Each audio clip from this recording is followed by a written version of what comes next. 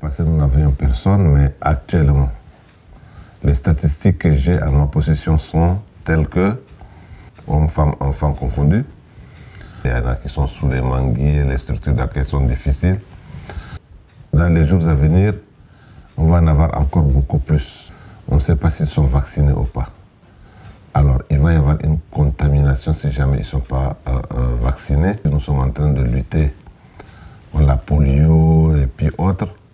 On est en train d'éradiquer, mais ça risque de revenir avec ces retournées-là. Et donc, on a aussi touché notre délégation sanitaire qui a mis des structures en place pour recueillir les gens qui viennent, les enfants et tout ça, de 0 à 5 ans, et autres pour les vacciner. Parce que si eux, ils ne sont pas vaccinés, d'abord, ils sont malades et ils vont encore contaminer les enfants avec lesquels ils sont ici. Il faut dire qu'on ne s'y attendait pas. Il faut faire face à tout ça, il faut faire avec, on n'a pas le choix.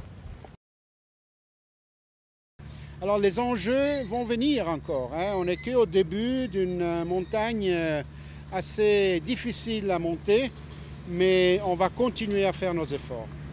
Au niveau de la communauté internationale, je pense, vu que nous allons lancer l'appel consolidé humanitaire pour le Tchad dans une dizaine de jours à Rome et à Genève, en présence des autres autorités du système des Nations Unies et de l'Union européenne, c'est primordial que le plaidoyer soit fait, que le Tchad, îlot de paix aujourd'hui, ne soit pas oublié par la communauté internationale, parce que plus que jamais, il a besoin d'une approche de solidarité pour qu'il puisse non seulement s'occuper des priorités humanitaires qui sont souvent dictées par des facteurs hors de leur contrôle, mais qui puissent en même temps aussi continuer à focaliser sur le développement et la réduction de la pauvreté au sein de leur pays.